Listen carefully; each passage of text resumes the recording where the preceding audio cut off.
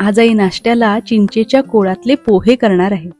हे पोहे आम्हाला पहिल्यांदा आमच्या शेजारच्या काकूंनी करून दिले होते. ते इतके आवडले की अधूनमधून आम्ही ते घरी हमखास करतो. चला तर मग साहित्य बघूया. यासाठी मी लाल पोहे घेतले आहेत, पण साधे घेतले तरी चालतील.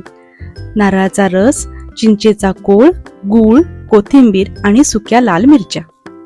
सुरुवातीला सुक्या मिरच्या थोड्याशा तेलात खमंग भाजून मिक्सरच्या जारमध्ये काढून घ्यायच्या. त्यामध्ये ओलं खोबरं, चिंचेचा कोळ, गूळ आणि चवीनुसार मीठ घालायचं. या सगळ्याची छान बारीक अशी पेस्ट करून घ्यायची. पोहे स्वच्छ धुवून घ्यायचे आणि त्याला ही केलेली पेस्ट हलक्या हाताने लावून घ्यायची. वरनं ताज्या नारळाचा रस घालायचा. रसामुळे पोह्यांना एक खूप सुंदर टेस्ट येते. आता त्याच्यावरती मोहरी, जिरं आणि हिंगाची खमंग फोडणी करून पोह्यांवर घालायची. वरून कोथिंबीर घालून पोहे मिक्स करून घ्यायचे. आवडत असेल तर सर्व करताना वरून थोडा नारळाचा रस पण घालू शकतो. आंबट गोड चवीचे चिंचेच्या कोळातले हे पोहे आम्हाला खूप आवडतात.